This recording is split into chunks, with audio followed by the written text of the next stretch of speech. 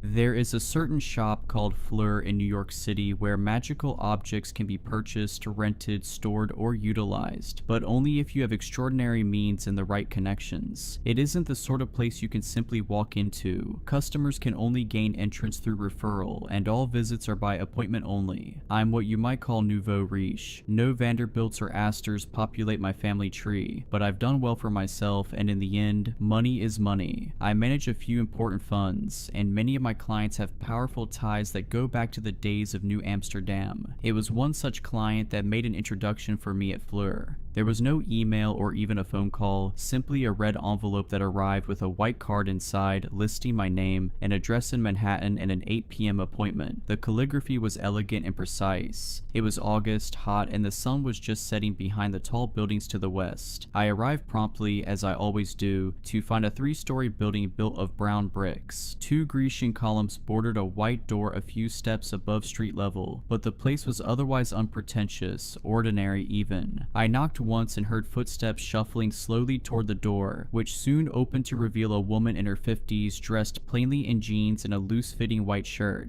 "You must be Tara," she said. "I'm Angie, the proprietress. Please follow me." I took a step inside, carefully closing the door behind me. Inside, the house was cozy and clean. I'd expected a crowded maze packed with objects. Instead, we passed an ordinary sitting room with threadbare couches and a kitchen with basic appliances and outdated tile countertops. "It's not what I expected," I said, knowing the words were rude even as they left my mouth. "When I was younger, I was vain," said Ina. She had a bit of a Midwest accent that made me want to discount anything she said. "I had plenty of tools at my disposal, and I'd show up at that door glammed up to make men drool and women jealous. In the end, it brought me more trouble than joy. I should have listened to my father. He ran this place for decades before he handed me the keys. He always said it's best to hide in plain sight. Now, I see the wisdom in that." For a moment, something in the periphery of my vision flickered, and in Inga's place I glanced a much taller, thinner woman in a glittering evening gown. Her red hair shimmered like it had been woven with strands of tinsel and fell halfway down her back. Black and green tattoos snaked down her arms. The inks moved slowly beneath her skin. As I followed her into an austere office, the flicker went away and I saw the plain version of her again, smiling at me as if we now shared a secret.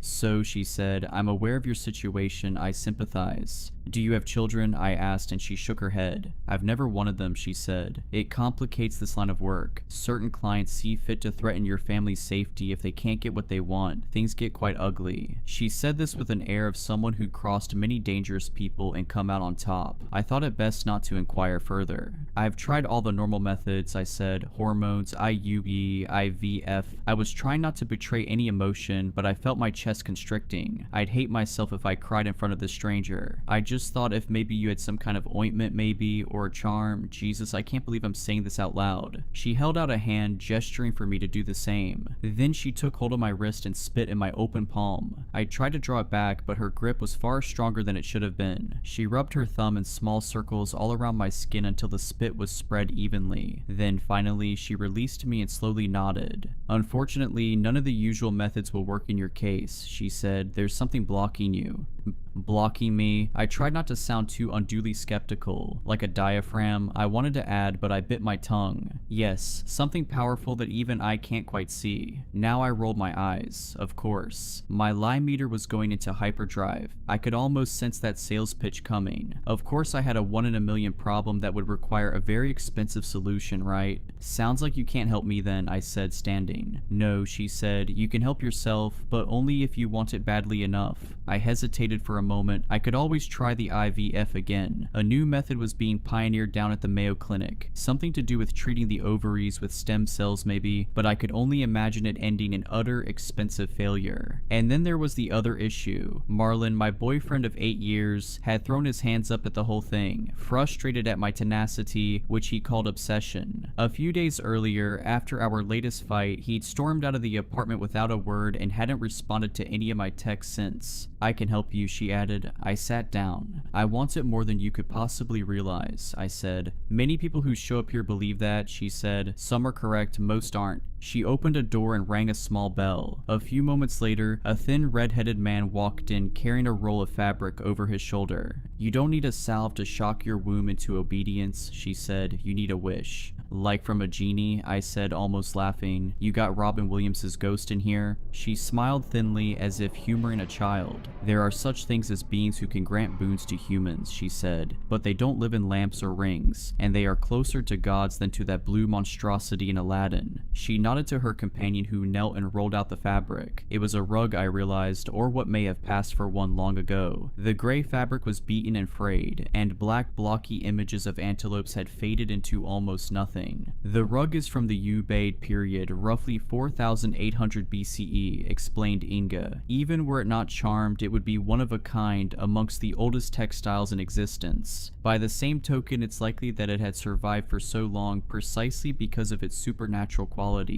I had to stop myself from making a joke about magic carpets. Inga looked deadly serious now. "In the popular imagination, magical objects are portrayed as easy fixes," said Inga. "A lamp you rub, or a sword that slices through stone, a carpet that flies. In reality, most enchanted objects can only be activated through extreme effort and determination. They're merely a foot in the door to seeking supernatural aid. The true effort comes from the seeker." "So how does it work?" I asked. "To contact the being tied to this rug, you must kneel on it for 3 days and nights. During that time, you may not sleep, eat, or drink. If you have proven the strength of your resolve after 3 days, the spirit will visit you in your desire. And I can wish for anything. Most wishes are acceptable, but it's good to know ahead of time that there are limits. You cannot use the wish to kill a living thing or to negate the wish of another. Such things are against the nature of the spirit. It is a generous being by nature, looking to grant the heart's desire of the worthy. My wish is worthy, I said. She nodded. You will need time to prepare, she said. I have a room here that I'll set up for your trial. As I said, you will need to be here for 3 days. Come well nourished and hydrated just after a full night's sleep. Wear loose, comfortable clothes. She paused. Some clients choose to bring an adult diaper. You've got to be kidding me. I couldn't help but mutter, but she did not smile. The cost is $5 million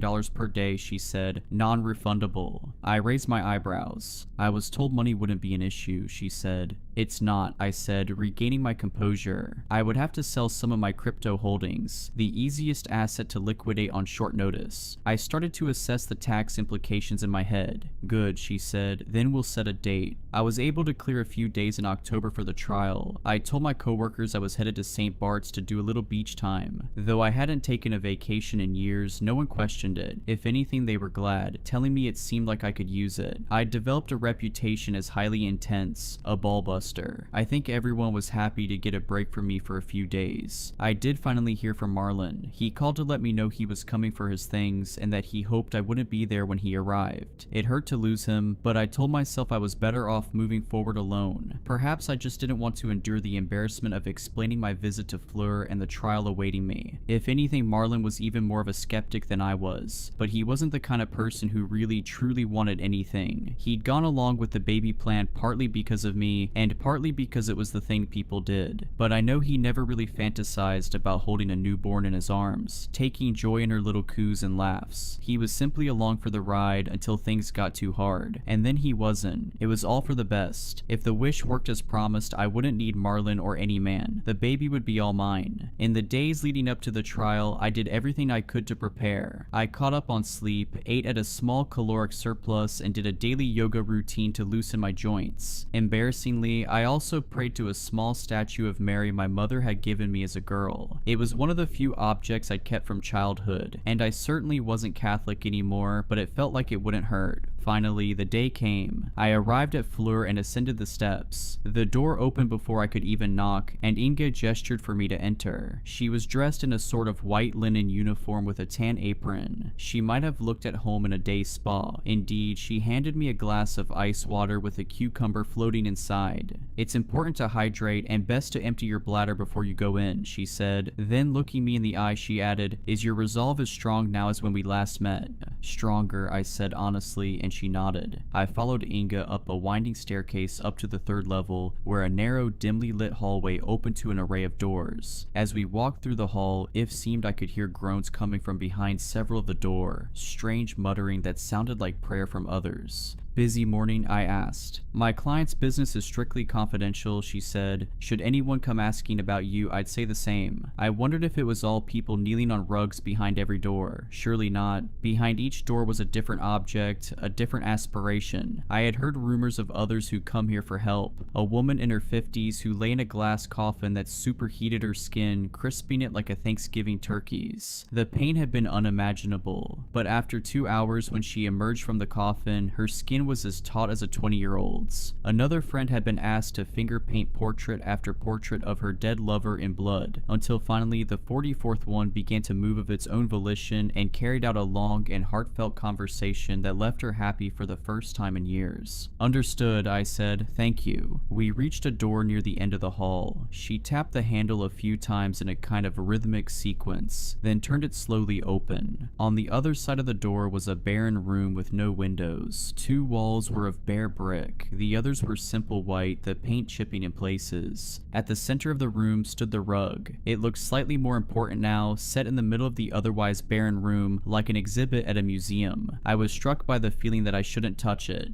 Your trial begins as soon as you place your feet on the rug, said Inga. The spirit will expect you to kneel for the duration of your time here. A bit of stretching from time to time is acceptable, but under no circumstance are you to leave the rug. Should you wish to abandon the trial, simply walk to the door and knock thrice. No negative consequences consequences will befall you, but you will still be expected to pay, and you will not be allowed to attempt the trial again. She paused for a moment. I should have asked this before, she said, but as I mentioned, there's some kind of blockage preventing you from having a child. Do you have enemies? Someone who would care enough to curse you? I tried to think. I'd upset plenty of people in my life, especially at Word. I had ruined certain companies, effectively putting my boot on their necks when they showed the first signs of weakness. I'd sparked selling frenzies that tanked stock prices and ruined small financial empires. An angry tech bro had once pelted me with a milkshake as I left the office. I don't think any of my enemies believe in this stuff, I said, and she nodded. Good, she said. The trial begins now. She walked outside, closing the door behind her, and though I was now the only person in the room, I didn't feel alone at all. The rug had a presence to it, I realized, just not necessarily a human one. Slowly, I removed my heels and circled the rug. The floor was frigid against my bare feet, cold enough to be uncomfortable, yet I found it difficult to will myself to step onto the fabric. Finally, I shook my head. I was being stupid. I would get on the rug. I had never shied away from anything simply because it was hard. This time would be no different. The first few minutes were unremarkable. I knelt on the old fabric and stared blankly at the wall. Years of classes, yoga, barre, Pilates, etc. had trained me for this moment. If anything, when I closed my eyes, I could pretend that I was simply holding child's pose for a bit longer than usual, and that I'd soon be hitting the shower and indulging in a green smoothie. As time wore on, it became harder to maintain this fantasy. My muscles began to ache, and I shifted to other sorts of kneeling, sometimes with my torso elevated, sometimes lying forward and touching the rug with my fingertips. Initially, the rug had seemed to possess no smell, and I imagined it had dissipated over the course of millennia. Now though, with my mind emptied and my senses heightened, I caught notes of odd scents, a kind of burnt one emanating from the black dye and a musky, earthen one from the fabric itself. Did they have sheep back in the olden days of the Fertile Crescent, or had this been woven from the hair of some other animal? The pain became worse. My lower back and knees throbbed. How long had I been kneeling now? Surely not more than a few hours. Was I really ready to endure this for days? I'm going to stand and stretch now, I said, feeling like an idiot. I hope that's okay. That doesn't break the rules, right? There was no response, and I felt extra stupid. Okay, I asked one last time. Looking up, I seemed to spy a haze of something at the far end of the room near the wall in front of me. An old woman was sitting in a chair knitting. For a moment, she looked up from her work and met my eye, then she slowly nodded, giving me permission. Carefully unbending my knees, I stood. The relief was immediate. The fire that had been burning in my joints went out as if doused with a bucket of water. This is still the easy part, said the old woman quietly from the far side of the room. If you don't have the will to continue, better to quit now. There's no prize for quitting halfway or even at the 3/4 mark. You've never met anyone with a will like mine, I said. She snorted a little and went back to her knitting. Kneel, she said quietly, and then she disappeared. The pain grew worse, and if it was just pain, it might have been easy. But your mind plays tricks on you when you hurt. It'll tell you that you're doing permanent injury to your knees and ankles. It'll ask if the tingling sensation in your toes is nerve damage. Could your spine itself be in jeopardy? Will you still be able to walk at the end of all this? But through all of it, I didn't stop kneeling. Every time an intrusive thought arose, I made myself think of my daughter. At times, it was almost as if I could see her. In the vision, though, she wasn't a baby, but a woman fully grown, perhaps even my same age. She stood behind the old woman, a hand on her shoulder. She stared at me as if looking for something, perhaps wondering if I'd soon give up, if she'd never come to exist. This wasn't the first time I'd seen my daughter. Since I was a teenager, I've had vivid dreams about her, us at high tea and matching dresses arguing the merits of English breakfast and Earl Grey, me at her college graduation, my eyes welling with tears as she collects her Princeton diploma, me popping a bottle of champagne to celebrate her putting the down payment on her first apartment, a little one-bedroom in Brooklyn. It was all so clear that it seemed inevitable, like the dreams were a reality just waiting for me once I reached the proper time. I knew I was destined to become the mom that my own mother never was. Yes, my mother was a disaster. She'd moved to New York from rural Virginia,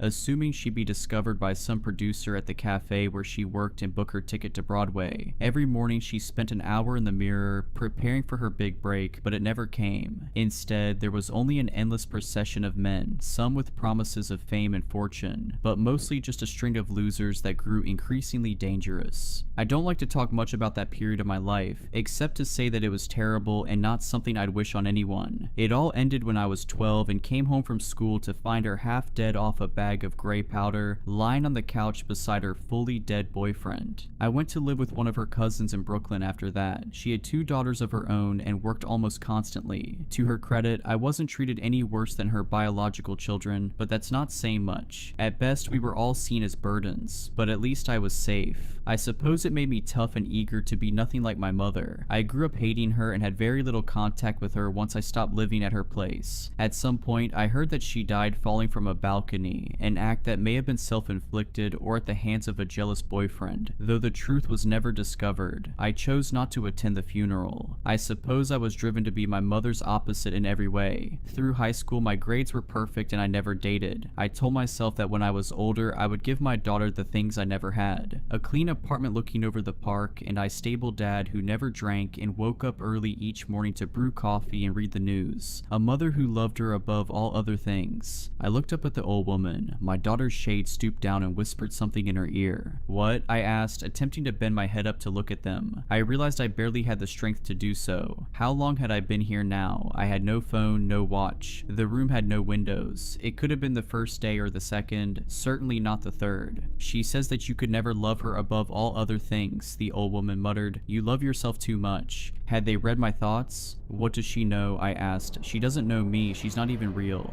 My daughter crossed her arms and stared daggers. I should mention that not all of my dreams about my daughter had been good ones. There had been nightmares too. Me arriving home to find her, 16 and in bed with an older boyfriend. Me screaming and hitting her over and over again, shouting that she'd end up like my mom. And more like this. My daughter coming home with a B+ on a report card, or missing curfew by half an hour as a junior in high school. It always ended with me screaming, reminding her that a single step on the path to failure was one too many. I would wake from these dreams full of anger at her, incredulous that my imagined daughter could betray me in such a way. At some point, my right knee gave out. I wasn't sure if the joint had ruptured permanently or if it just needed some rest, but there was physically no way I could make it hold position. I collapsed face first onto the rug and looked up at the old woman as if to ask if this was acceptable. She nodded almost imperceptibly. At some point that I had soiled myself. Not quite sure what to do, I removed the stained pants and underwear and tossed them to the side of the room. Then, for whatever reason, I removed my shirt as well, throwing it after the others. I lay curled in a naked ball, looking weakly up at the old woman, who kept busy with her knitting. "How long?" I asked, but she didn't answer. Beside her, my daughter never took her eyes off me. She was smirking just a bit, reveling in my pain. She was the bad girl, the one I'd seen in my dreams. She would disobey me. I would come home from work to find her in a cloud of pot smoke listening to an old Nirvana album, and I would rip the buds from her ears and smash them underfoot over and over again until they were plastic dust. "Give up," she mouthed. And never, I tried to say, but my lips were chapped and bleeding and the words caught in my throat. I knew then that I would amend my wish. I would wish for a good daughter, not her, not the brat looking down at me from the old woman's side. I tried to give voice to these thoughts, to shout them at my daughter, and found I could not. For the first time I felt a pang of true fear. Not that I would give up, but that I would die here, naked on this rug, before I had a chance to make my wish. There had been no promise that I would live. How long could the body go without water? I would have drunk from a gutter or a horse trough were it in front of me. Anything. Shadows were dancing all around the room, a great revel, all ready to carry me off to somewhere dark and permanent. I knew I could make them go away. I could roll off the rug, crawl to the door, beg to be let out, but I would not. I would never, never relent. My daughter shook her head and, "See," she said, "she'll never bend." The old woman looked up at me and nodded, and I realized that the rug had extended now, growing longer. It reached all the way to the old woman, stretching out to her feet and upper legs, all the way to the needles in her lap that were knitting it longer and longer. She gestured for me to come closer, and I began to crawl, naked and chapped. My right knee fully numb, I dragged myself to her feet. "Tell me what you desire," she said softly, not meeting my eyes. "You know," I said, "you need to say it." "A daughter," I said, "my perfect daughter." She thought for a moment. "I'm sorry," she said, "I cannot help you, the rules are the rules." "What are you talking about?" I choked as I asked the question, my throat dry and painful. "Your wish cannot negate the wish of another," she said softly. "I don't understand," I said. What was she talking about? The woman held up the bits of yarns in her lap. They seemed to vibrate, the dancing threads throwing darkness on the wall like shadow puppets. In these shadows, a vision formed. It was my daughter years in the future, my same age. She was here in this very room, kneeling on this very same rug. Time moved in fast motion as I watched her suffer just as I had. Her body breaking down, her mind drying into a husk as the lack of sleep and water broke it. But in the end, she too survived the trial. She too crawled to the old woman to make her wish. "I don't want to die," she said through chapped lips, "but I wish I was never born. Could you do that for me?" The old woman looked up at her curiously. "Perhaps. Why is this your wish?" "Because I have never been happy, not one day in my life," my daughter said, blinking away tears. "I had a mother who screamed at me for the slightest misstep. She demanded perfection, and I tried to give it to her. I gave her everything she wanted. I went to Yale, then Harvard Medical School. There's no better doctor in the city, but every day I come home and wish I'd die in my sleep. I haven't spoken to my mom in years, but I still hear her screaming. The second I start to feel happy, she's right there in my ear, telling me I don't deserve an ounce of joy in my life." The old woman nodded. "I can give you what you wish," she said. "Wait," said my daughter. "If you grant the wish, what happens?" The old woman gestured to the work in her lap. "It would be a bit of bother," she said. "I'd have to unravel this a bit." She gestured to the yarn in her lap, still attached to the rug. 38 years worth of work, back to the time of your conception. I'd nudge things just a little bit. A different baby would fill her belly. "No," said my daughter, fighting back tears. "No, no, no. No one else should have to do this, to live this." She thought for a moment, then said, "I want to wish for my mother to be barren, incapable of having a child, ever.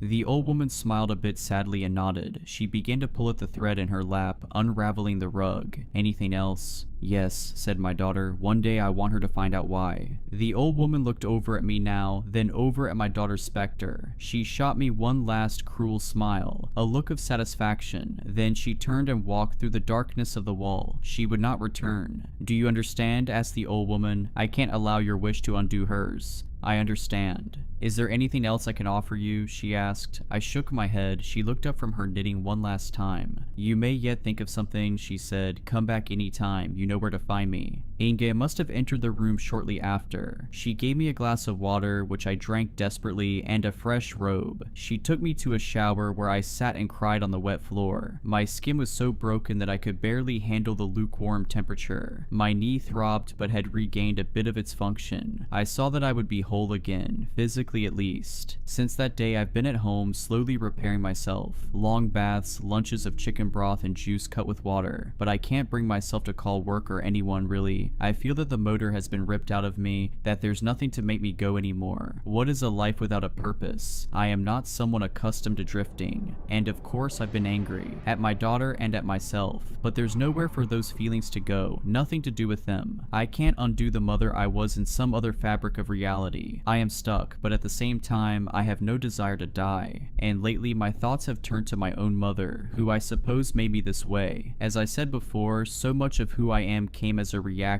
to who she was. I think of the way she cackled when she was high. It was a selfish laugh, a laugh you couldn't share. Late at night, I find myself waking impossibly thirsty, but I do not drink. Instead, I kneel on the bed and stare into the darkness, and I think I see the old woman sitting there. I imagine crawling to her and whispering that I too wish my mother had been barren, that I too want her to know why. I imagine the old woman unraveling another few decades from her work to go back and fix things. And in my reverie, I sometimes hope that I won't be the last one to make this wish, that my mother will do the same, wishing her mother barren, and then on until each bad mother through the centuries is erased along with history itself, the whole rug disappearing as the old woman pulls the thread, until all traces of humanity are wiped away, leaving nothing but a pile of tangled yarn.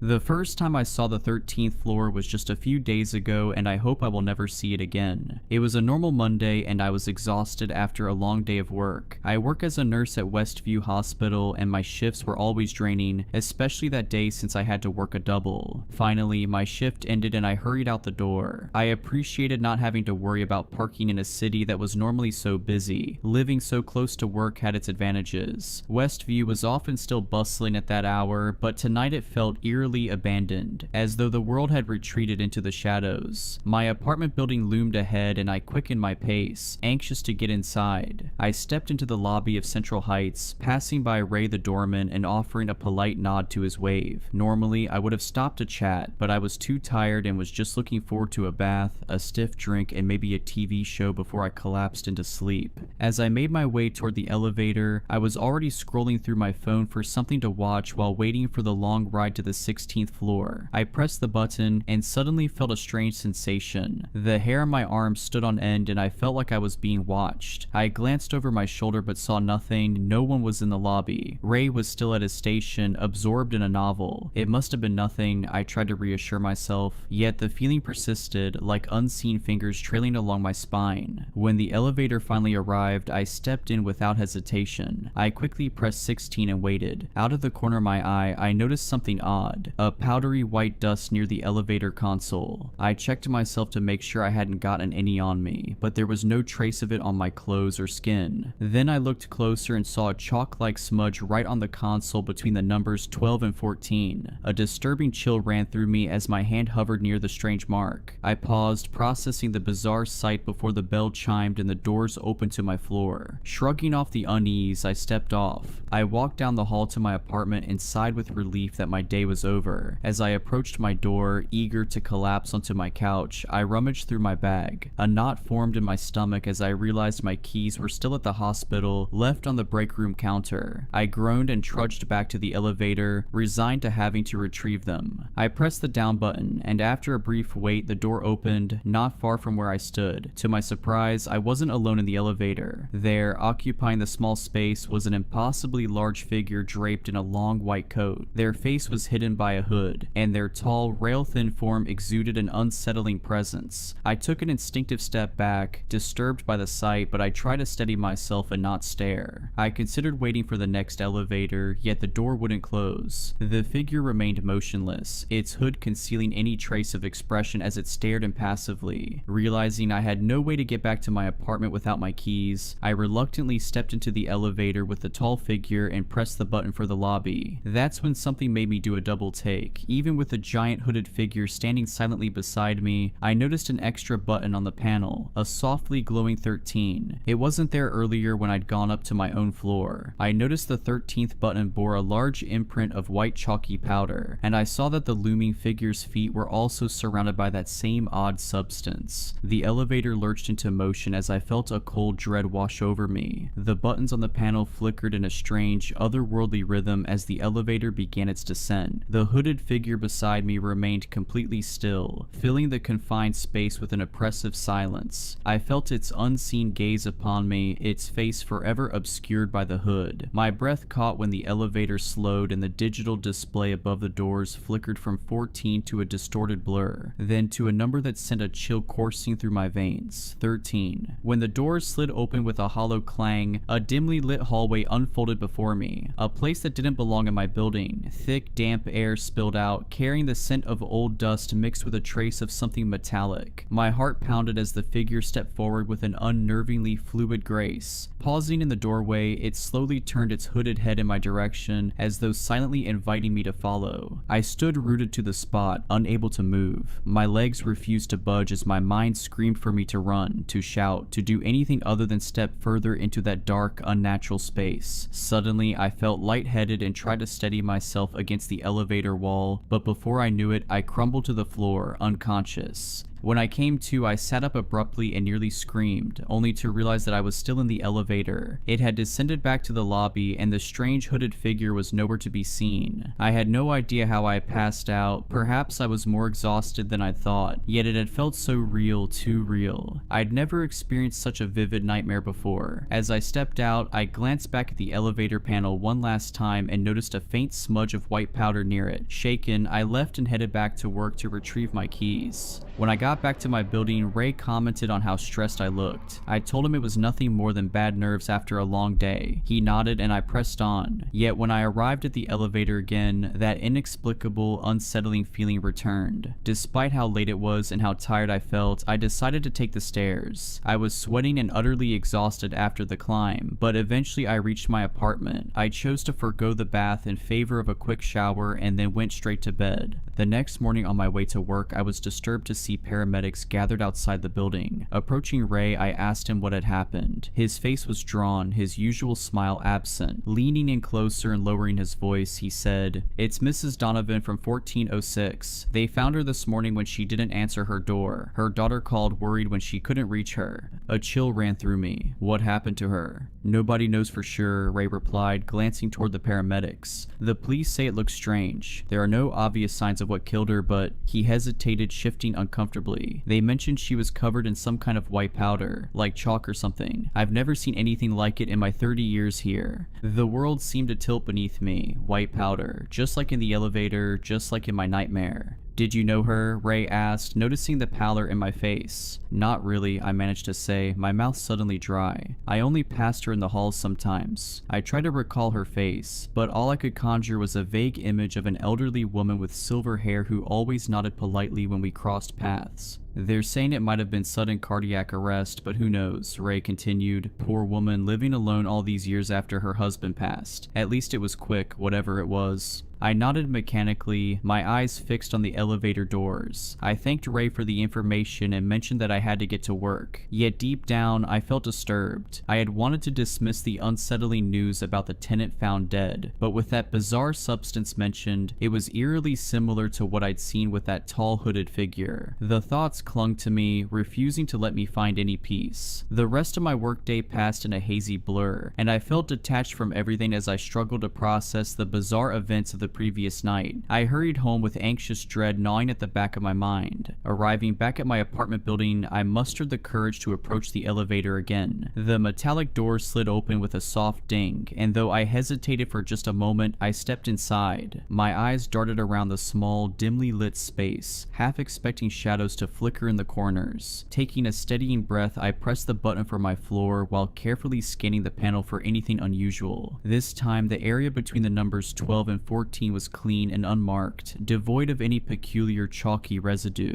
The elevator hummed quietly as it ascended, leaving only the sterile scent of metal and the gentle whir of machinery. I exhaled a sigh of relief at the return to normalcy and walked down the hall to my apartment. Just as I inserted my key into the lock, I heard footsteps approaching down the hall. "Oh hey, I thought that was you." I turned to see Chelsea Matthews, my neighbor from 1604, walking toward me with a reusable grocery bag slung over one arm. Her dark curls were pulled back into a messy bun, and though her face attempted a smile, worry was etched in every line. "Hi Chelsea," I greeted her with a forced smile. Chelsea glanced over her shoulder before stepping closer. "Did you hear about Mrs. Donovan?" she whispered, her voice tight. I nodded, still holding my key in the door. "Ray told me this morning. It's awful." "I can't stop thinking about it," Chelsea admitted, clutching her grocery bag closer to her chest. "I saw her just 2 days ago in the laundry room. She seemed perfectly fine, even talking about her granddaughter's ballet recital." A chill crept up my spine. "Did Ray mention the white powder they found?" Her eyes widened. "Yes. That's what's so strange. My sister works at the police station as a clerk, and she couldn't tell me much, but she said the investigators were baffled. It wasn't any kind of drug or poison they recognized, just this weird chalky substance all over her apartment." Her voice dropped even lower. "The medical examiner still hasn't determined a cause of death." My legs felt weak as I leaned against the doorframe. "That's disturbing."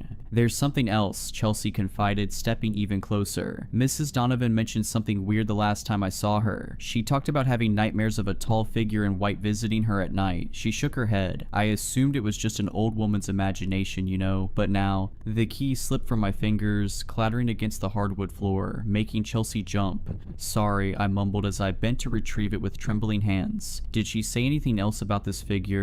Chelsea furrowed her brow. "Just that it was impossibly tall and wore some kind of hood. She mentioned it even left marks on her floor, like footprints or something." She shrugged helplessly. "I figured it was just her medication giving her vivid dreams." My mouth went dry. "And you said this was 2 days ago?" Yeah, she nodded. The day before she died. Studying my face, she asked, "Are you okay? You look a bit pale." "I'm fine," I lied, forcing myself to stand a little taller. "Just tired from work. These double shifts are killing me." I fumbled with my key once more. I should get some rest. "Alright then, take care and stay safe. I'll see you around and don't work yourself too hard. Have a good rest of the night," Chelsea said, waving as she headed back to her own apartment. I stepped inside my apartment and released the breath I hadn't realized I was holding, my mind still echoing with all the disturbing things Chelsea had said about Mrs. Donovan and her untimely death. Pushing myself away from the door, I moved through my darkened apartment, flipping on lights as I went. The shadows seemed longer tonight, and the corners of my home appeared darker and more ominous. In the kitchen, I poured myself a glass of wine with shaking hands, spilling a few drops on the counter, though I didn't bother to wipe them up. The television droned on in the background as I curled up on my couch, wrapping myself in a throw blanket despite the warmth of the apartment. News footage of paramedics outside my building played silently, a reporter discussing the mysterious death of an elderly resident. I quickly changed the channel. Sleep proved impossible. Every time I closed my eyes, that hooded figure and the impossible 13th floor replayed in my mind. Chelsea's words about Mrs. Donovan's nightmares echoed incessantly, the same nightmares I'd had, the same figure I'd seen. Around midnight, I finally dragged myself to bed. I lay awake, staring at the ceiling and listening to the occasional creaks and groans of the building settling. My eyelids grew heavy despite my anxiety, and eventually I drifted into an uneasy sleep.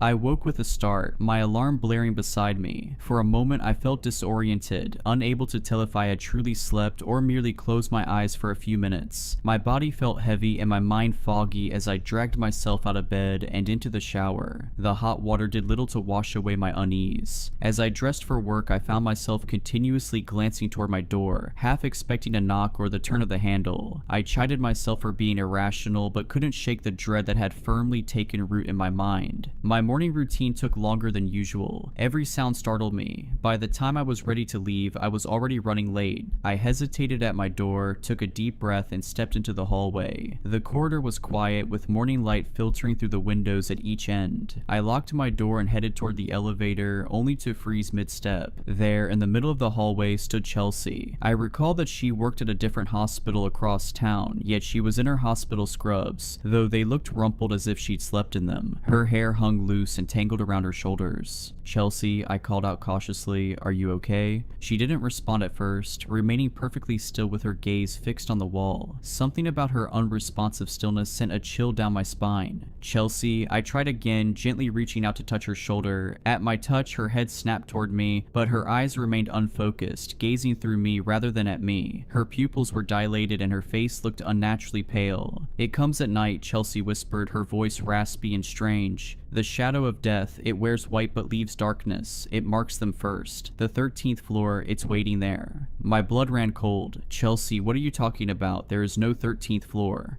"I saw it last night," she continued, her voice slurring slightly. "In the elevator. The button appeared, white dust, so cold." She shuddered violently. "It knows who's next." I gripped her shoulders, shaking her gently. "Chelsea, snap out of it." Blinking rapidly, Chelsea's eyes gradually focused. Color slowly returned to her face as confusion took over. She looked around disoriented before finally recognizing me. Why am I in the hallway?" she murmured, touching her forehead and wincing. "God, I have such a headache. Was I sleepwalking?" "I'm not sure," I said uncertainly, my eyes still fixed on her face. "You were just standing here talking about strange things." "What things?" she asked, frowning as she rubbed her temples. I hesitated before replying, "About a shadow of death. And the 13th floor." Her eyes widened in disbelief. "I don't remember any of that." Glancing at her watch, she gasped, "Oh God, I'm late. I need to get to work." She hurried toward the elevator, then paused and looked back at me with an embarrassed smile. "Sorry about that. Must have been sleepwalking or something. Too many night shifts, you know." Before I could utter a word, Chelsea disappeared around the corner toward the elevator, and I stood frozen in the hallway, my mind racing. The coincidence was too overwhelming. Mrs. Donovan's experience, my own, and now Chelsea mentioning the same horrors. Later, at work, I couldn't focus. Twice, I nearly administered the wrong medication to patients, catching myself just in time. Colleagues asked if I was feeling ill, noting my pallor and distracted state. I blamed it on lack of sleep, which wasn't entirely untrue. During my lunch lunch break, I sat alone in the hospital cafeteria, picking at a salad that I had no appetite for. I pulled out my phone and searched for information about my building's history. Central Heights had been built in the 1970s and renovated in the early 2000s. Nothing unusual, a standard high-rise apartment building. I scrolled further until I stumbled across an old newspaper article about an architectural controversy during its construction. The original plans had included a 13th floor, but due to superstition, the developers had labeled it the 14th, skipping 13 altogether. What caught my attention was a small paragraph noting that the chief architect had either gone missing or died mysteriously before construction was completed. His body was never found either way. My hands trembled as I set down my phone. It couldn't be a mere coincidence. The rest of my shift dragged on endlessly. By the time I clocked out, darkness had fallen and a fine mist hung in the air, diffusing the streetlights into hazy orbs. I considered taking a different route home, maybe even staying at a hotel for the night, but the thought seemed ridiculous in the rational light of the hospital lobby. I pulled my coat tighter around me and stepped out into the night. The walk home felt longer than usual, each shadow making my heart skip a beat. When I finally reached my building, I noticed Ray was gone for the day, replaced by a night doorman whose name I couldn't recall and who barely looked up from his phone as I entered. I hesitated at the elevator and then decided to head for the stairs, unwilling to risk another encounter. However, when I reached the door to the stairwell, to my shock, it was locked. I turned around and tried to flag down the night doorman, but he had vanished. I looked around unsure of what to do next when suddenly the elevator doors opened. I stared at the vacant elevator, its fluorescent light flickering ever so slightly. The interior was pristine, no white powder, no mysterious buttons, no towering figure, just an ordinary elevator waiting patiently for a passenger. Rational thought urged me to step inside, especially since the stairwell was locked and I needed to get to my apartment. Yet my feet remained rooted to the lobby floor, my body refusing the simple command to move. A soft chime sounded as the doors began to close. Acting on instinct, I lunged forward, thrusting my arm between the closing doors. They retracted immediately and I stepped inside, my heart hammering against my ribs. My finger hovered over the button panel. 16. I could just press 16 and go home. But then my eyes were drawn to the space between 12 and 14, the unmarked space where 13 should be. The doors closed behind me with a soft thud that, in my heightened state, sounded like the slam of a prison gate. I pressed 16 quickly, then backed into the corner, watching the numbers illuminate as the elevator began to ascend. Everything seemed normal at first, and as I ascended I tried to ignore the lingering feeling of dread. I watched the display numbers slowly increase. Then, to my horror, the elevator stopped. It had halted at 12, but the door wouldn't open. Then the number distorted and went blank, and I felt the elevator creeping up several more feet before stopping on a floor higher than the 12th. The door slid open and there it was. A hooded figure stood in the doorway, impossibly tall, its white coat hanging from skeletal shoulders. I pressed myself against the back wall of the elevator. My scream caught in my throat. White dust swirled around the figure's feet, drifting into the elevator like fog. Please, I managed to whisper, though I wasn't sure what I was begging for. The hooded figure bent down and stepped into the elevator. With each step, a noxious cloud of chalky dust spread around it, and I covered my mouth in horror. It extended one impossibly long arm, the sleeve falling back to reveal a hand made entirely of bone, gleaming white in the dim light. It reached out with slow, deliberate motion. I shook my head, tears streaming down my face. "No," I said, my voice growing stronger. "I won't go with you." The figure tilted its hooded head as if puzzled by my refusal. It took a step forward. With every movement, white dust billowed, filling the cramped space with a fine mist that made me cough. A cold emanated from it, an otherworldly chill that penetrated my soul and froze my thoughts. Its hand moved toward the panel, paused, then withdrew as it stepped back into the opposite corner of the elevator. It stood motionless, waiting for the doors to close. I couldn't fathom why it had ignored me, seeming content to ride the elevator up to the 16th floor rather than drag me down into the sepulchral darkness of the 13th. The elevator rose without further incident, the floors passing by in terrible silence as I remained breathless and terrified alongside my monstrous companion. When we arrived at the 16th floor, the entity extended an arm as if bidding me to disembark first. Oddly polite, though still utterly horrifying. I took a nervous step forward, scared of moving, yet even more terrified of staying a moment longer with that skeletal nightmare. I crept past the looming figure and eventually broke into a mad sprint down the hall toward my apartment. I stole one last glance behind me. The thing was gone. Whatever it had been doing on that floor, I couldn't say, but I felt an urgent need to get inside and hide as quickly as as possible. I made it to my door, my heart racing as I fumbled with my keys before throwing myself inside, quickly closing and locking the door before bolting to my bedroom. The night stretched on interminably as I huddled beneath my blanket, feeling both foolish and fearful. Part of me knew that the skeletal figure I dreaded wouldn't materialize in my bedroom or elsewhere in my apartment, yet another part couldn't shake the unsettling anticipation that it might. As the hours dragged by with no sign of the apparition, I hesitated, relieved yet still anxious, before finally succumbing to an uneasy sleep. That sleep, however, was short-lived. I awoke abruptly to a horrible scream that pierced the quiet night. Bolting upright, my heart pounding, I realized the scream wasn't part of a nightmare. It echoed through the hallway outside my apartment, followed by a heavy thud. I scrambled out of bed, fumbling for my phone as I debated whether to call 911 or hide in the bathroom. A strange compulsion drew me toward the door instead. I pressed my eye to the peephole, my breath fogging the small glass circle. At first I saw nothing, then movement caught my eye, a figure walking slowly toward the elevator. It was Chelsea. Her movements were unnervingly stiff, limbs jerking slightly with each step as if controlled by invisible strings. Her eyes were wide and vacant, staring straight ahead. Behind her loomed that same white-robed figure, impossibly tall, its skeletal frame nearly brushing the ceiling. One bone-white hand hovered inches from Chelsea's back, guiding her without actual contact. White dust billowed with each unearthly step, leaving a trail of chalky footprints on the carpet. "Chelsea," I whispered, my hand clutching the doorknob. I knew I should open the door, or scream, or do something, but my body refused to move. Chelsea and the figure reached the elevator. The door slid open without either of them pressing a button, revealing an inky darkness. As they stepped inside, Chelsea's head turned slowly, mechanically, toward my apartment. Even through the peephole, I could see that her eyes were completely white now, dusted with the same chalky substance trailing behind the hooded figure. Our gazes locked for one terrifying moment before her face went slack again, and she and the figure stepped into the elevator. The doors closed with a soft chime that seemed disturbingly ordinary amid the horror. I stumbled backward from the door, my legs giving out as I collapsed onto the floor, my breath coming in short, painful gasps. Chelsea, the figure, was taking her to the 13th floor, just as it had tried to take me. Images of Mrs. Donovan's death flashed through my mind, found covered in white powder, dead without explanation. I knew I had to do something. I had to help Chelsea. With trembling hands, I dialed 911, but the call wouldn't connect. My phone showed full service, yet the call failed repeatedly. Frustrated, I tossed the useless device onto the couch and scrambled to my feet, pulling on a sweatshirt over my pajamas and shoving my feet into sneakers. The rational part of me screamed that I should stay inside, lock the door, and wait until morning, but Chelsea was my neighbor and I had to try and do something. I grabbed a kitchen knife, fully aware that it would be useless against whatever that thing was, yet clinging to the faint feeling of security it provided. I flung open the door and stepped out into the hallway, my heart hammering against my ribs. The corridor was empty now, but a ghostly trail of white powder led me to the elevator. Clutching the knife in my sweaty hand, I followed the shimmering, luminescent powder on the carpet. When I reached the elevator, I saw the doors still closed and the indicator light paused between floors. My finger hovered over the call button. Was I really doing this? Was I truly going to follow that thing to wherever it had taken Chelsea? Before I could decide, the indicator light began to move again. The elevator was coming back up. I ducked behind a decorative plant in the corner, crouching low as the elevator chimed its arrival. The door slid open, revealing an empty car. No sign of Chelsea or the figure, just more of that white powder dusting the floor. I approached slowly, knife extended before me. The elevator's interior had a thicker layer of the powder, swirling gently as if disturbed by an unseen breeze. Something compelled me forward, not curiosity, but a desperate need to find Chelsea and rescue her from whatever fate had befallen Mrs. Donovan. I stepped inside, my shoes leaving prints in the dust. The doors closed behind me and I realized I hadn't pressed a button. The panel remained dark. No, I whispered to myself. I was too late. The only trace left was the eerie powder shaped like a skeletal finger pressed on the section between the 12 and 14 buttons. I stepped off that horrific elevator and walked numbly back to my apartment, praying that all of this was just a terrible dream. The next day, my greatest fears were confirmed. I rushed downstairs as quickly as I could, and upon emerging in the lobby, I saw the police and paramedics gathered outside the building. My heart sank. Ray was back at his post, and noticing my horrified expression expression as I appeared in the lobby, he confirmed the truth I had been dreading. With an ashen face, he said in a low voice, "Found her in the hallway this morning, just like Mrs. Donovan, no signs of a struggle, no obvious cause." Leaning closer and glancing around the empty lobby, he added, "And that same white powder all over her. The police are saying it might be some kind of toxic substance in the building. They're bringing in specialists today." I gripped the edge of Ray's desk to steady myself. "Are you alright?" he asked, concern deepening the lines on his weathered face. "You look a bit shaken." "I'm fine," I lied, the words tasting like ash in my mouth. "Just shocked. I talked to her yesterday. She seemed fine." Ray nodded solemnly. "They're saying it might be some kind of chemical hazard. Management's called an emergency meeting tonight. They are trying not to freak people out." He hesitated, then added quietly, "Between you and me, I've been working here for 16 years. I've never seen anything like this. 2 people in 1 week, under the same mysterious circumstances. Has anyone else reported anything unusual?" I asked in a barely audible whisper. "Anything about the building, the elevator?" Ray's expression shifted subtly. "Funny you should ask. Mrs. Henderson from 1214 mentioned something about the elevator stopping on a floor that doesn't exist." He shook his head. "I told her she must have pressed the wrong button or imagined it. You know, 13th floor superstition gets to people. This building is old enough to have its quirks." I nodded mechanically. Someone else had seen it. I wasn't losing my mind. "Ray," I said carefully, "have you ever noticed anything strange about the elevator, white powder maybe, or unusual people using it late at night?" Ray's eyes sharpened as he studied me. "Why do you ask?"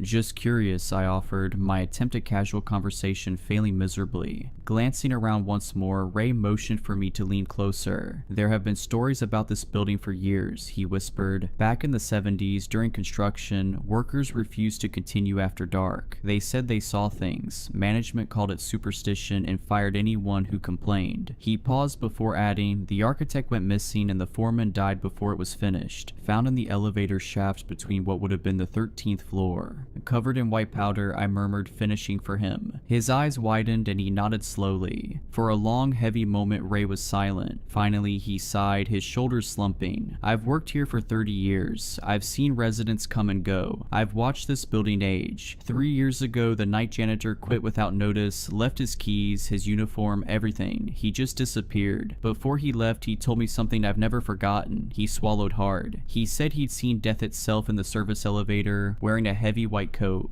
A chill ran down my spine. "And did you believe him?" "I didn't," Ray admitted. "I thought he was hitting the bottle too hard. But then," he trailed off, glancing toward the bank of elevators, "I've seen things too. Glimpses, shadows where there shouldn't be shadows." "Why haven't you left?" I asked quietly. Ray's expression hardened. "This is my home. It has been for a long time. Whatever's happening, I'm not letting it chase me away." He straightened, returning to his professional demeanor. "You should be careful. Maybe stay with family for a few days until they figure out what's going on." I nodded, though I knew no investigation would uncover the truth. What was happening defied all rational explanation. "Thank you, Ray," I said, turning toward the door. "I'll be careful." I briefly considered taking the day off from work, but I decided against it since I figured I could use the distraction to ignore the insanity swirling around me there. At the busy hospital, I almost forgot the horrors of the night before, but as my shift ended, the dread of returning home settled over me. I lingered for a while, making small talk with colleagues who were just starting their shifts, anything to delay the inevitable. Outside, twilight had fallen. The streets were quieter than usual, or perhaps it only seemed so to me as each echoing footstep counted down the moments until I got back to my home. Central Heights loomed ahead, its windows lit against the darkening sky. How many residents had no idea what lurked between the floors? How many came and went, oblivious to the horror stalking the hallways at night? As I approached the entrance, I noticed a small crowd gathered outside. Police tape cordoned off part of the sidewalk, and officers were speaking with some residents. An ambulance idled nearby, lights off but doors open. "What's happening?" I asked a pale-faced woman hovering at the edge of the crowd. The woman turned and said in a shaky tone, "Another one. Mrs. Henderson from 1214. Found her in the stairwell about an hour ago." My blood ran cold. Mrs. Henderson, the same woman Ray had mentioned who'd seen the 13th floor. My legs nearly gave way. "White powder?" I asked, already dreading the answer. She nodded. "That's what they're saying. Just like the others, 3 deaths in 1 week. People are talking about moving out."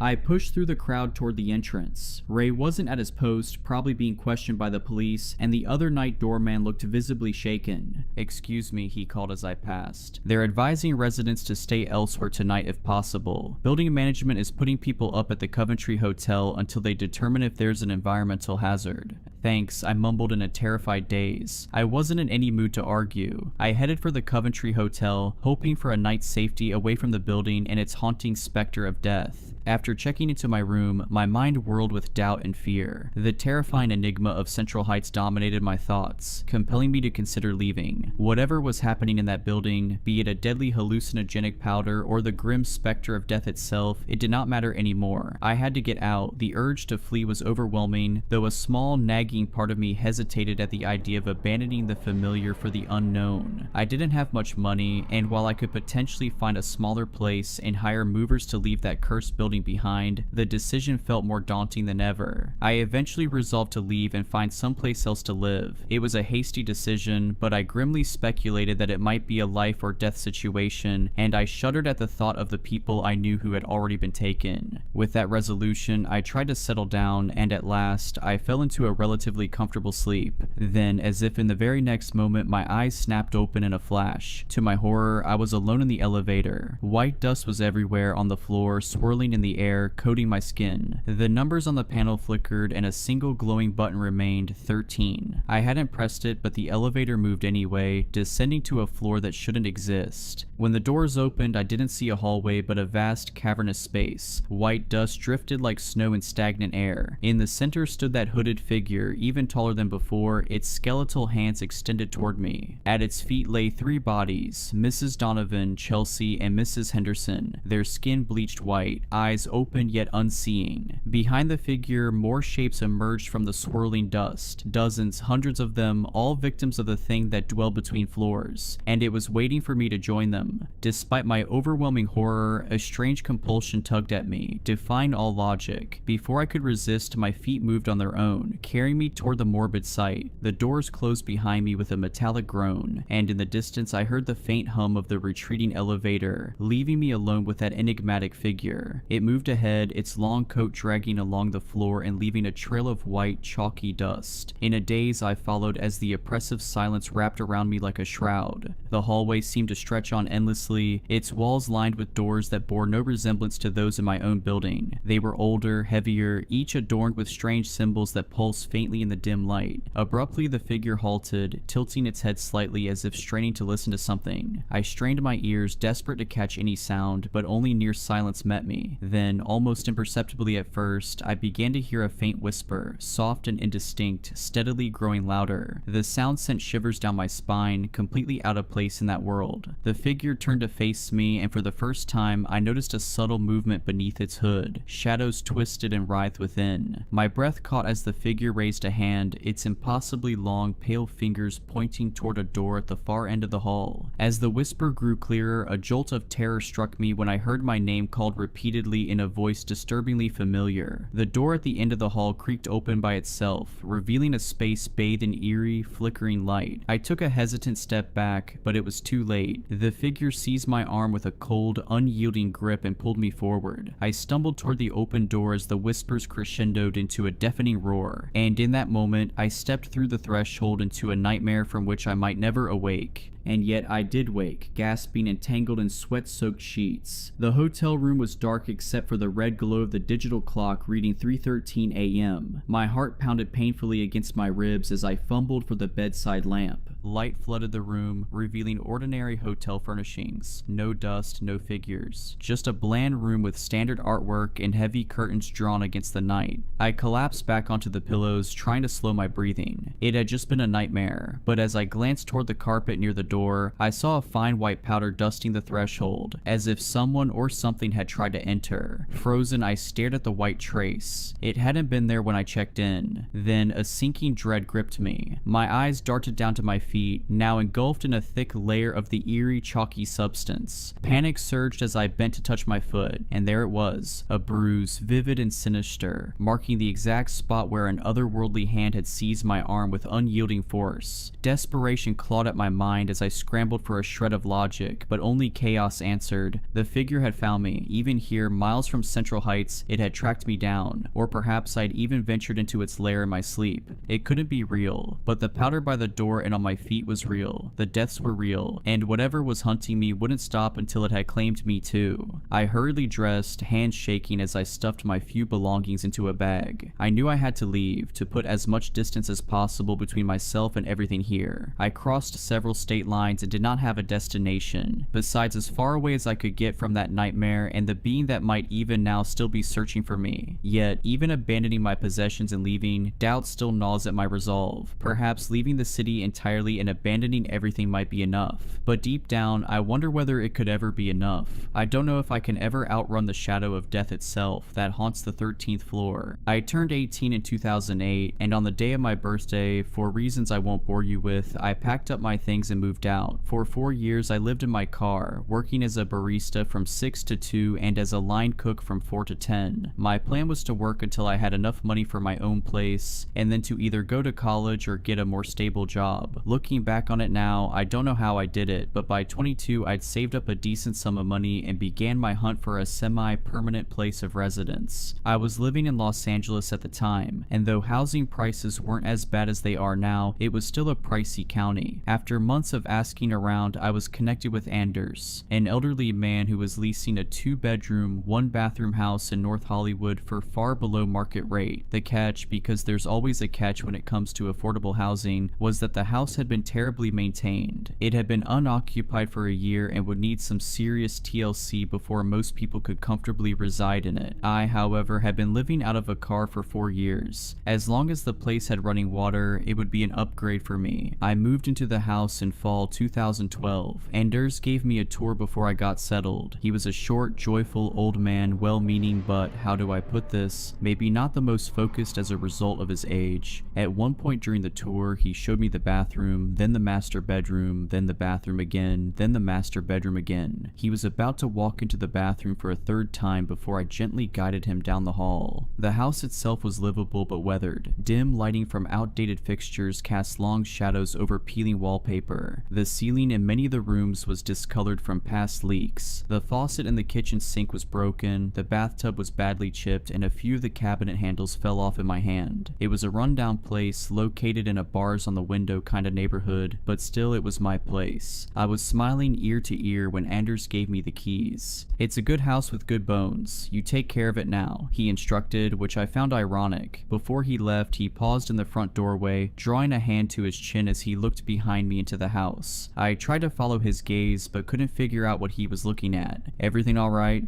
"Yes. Just that something looks different about that bathroom, though I can't put my finger on what." Well, it's a good house with good bones. You take care of it now." And with that, he gave me a nod and left me to my unpacking. I hadn't realized how much I'd missed living in a house. I didn't care how rundown the place was. Just having an accessible bathroom and a full-size mattress to sleep on made me feel like a king. After I'd spent a few days cleaning the place up, I invited my sister and her fiance over for dinner. I'm sure it sounds stupid, but my newly acquired ability to host company made me proud. In no time at all, I'd comfortably settled into my new home. That evening, after saying goodbye to my guests, I took a shower. The bathroom lacked a traditional above-the-sink mirror. Instead, it had a wide, full-length mirror mounted on the wall to the left of the vanity. When I exited the shower and stepped up to the glass, raising a hand to wipe away the fog, I noticed something odd. In the condensation, right at my eye level, was the word "hi." I didn't know what to make of it. Somehow, the letters seemed intentional. It was hard to pass off as simply the way the steam had settled. My sister had been in the bathroom just before she left. Maybe she had written the word on the mirror with her fingertip, and the steam had only made the letters visible after my shower. I almost texted her about it, but the message seemed ridiculous when I typed it out, paranoid even. I wiped the mirror down and turned in for the night, and soon I forgot about it entirely. The following week, I received a promotion at one of my jobs, and while I was grateful for the additional income, my new position meant longer days. Additionally, I realized that a few of the house repairs were beyond my ability, and so I started outsourcing some work to contractors. It was annoying to only have the house to myself at night, but I didn't have another option with my busy schedule. Things were generally progressing smoothly, though every once in a while, in the middle of the night, I would be awoken by a sound that I couldn't quite place. When I next noticed writing on my mirror, I had been been living at the house for a month. The second sighting occurred in much the same way as the first. I came back home after work and took a shower. When I pushed back the shower curtain, I looked at the glass and saw, written in the condensation, the words, "Staying long." Now, I could pass 2 letters off as a coincidence, but 2 words, an entire question. That was no coincidence. Someone had been in my bathroom, and recently. I had contractors in and out of my house all the time, so one of them could have written the message, but why? I got dressed and put a hand on the bathroom doorknob, about to go back into my bedroom, when it occurred to me that whoever had written the message might still be around. I slowly cracked open the door, peering down the dark hallway in one direction, then the other. I listened very carefully, but heard nothing. I walked around my house, which didn't take long given its size, and looked for anything out of place. All of my doors were locked, all of my windows were shut, and none of my personal items had been disturbed. If someone had broken into my house, they were long gone by the time I looked around. That second message put me on edge for days. I triple checked that my windows and doors were locked each night. I looked in every potential hiding spot, of which there were few in my little house, after I came home from work and before I went to sleep. And yet, though I was certain that my house was secure, I couldn't shake the sense that something was wrong. A month passed without incident. I had almost started to feel at home in my new lodgings again until one Friday morning I awoke just past 3 a.m. I couldn't immediately tell what had woken me. Often the house settled at night, creaking and groaning in ways that made it sound alive, but in that moment the house was silent. It was only after I turned my head to the side did I realize that my bedroom door, which I was certain I had shut, was wide open. I stared down the hallway, feeling as though I were gazing into a black hole. The darkness was abyssal. I kept waiting for my eyes to adjust, waiting for them to pick out the familiar shapes of my home, but they never did. I couldn't see a thing, so why did I feel like something could see me? Like there was something in the house with me, just feet beyond the threshold to my bedroom, watching, waiting. Somehow, I found the courage to rise from my bed and walk toward the door. When I made it to the handle, I grabbed it and slammed the door shut. I didn't investigate further, didn't so much as stick my head out into the hall for a closer look. My bedroom door didn't have a lock, none of the doors except the bathroom did, so I dragged my bookcase in front of the door. It was a small bookcase, and an intruder could probably ram the door open anyway if they wanted to, but not before the sound alerted me. When morning came and I had to leave the house for work, I genuinely considered exiting my house through the window. I was almost late by the time I worked up the nerve myself to look around my house before I left. As always, I found nothing amiss. After work, when I reluctantly returned home for the night, I ate a quick dinner and hopped in the shower. I remember standing in the tub for a long time, mulling over my predicament. I'd heard horror stories about people secretly living in other people's homes. Maybe I'd become a victim of a frog without even knowing, but if that was the case, then where the hell were they? There was nowhere to hide in that tiny house. I'd torn the place apart multiple times by then, checking every cabinet and closet. The inside of the house couldn't be accessed from the crawl space,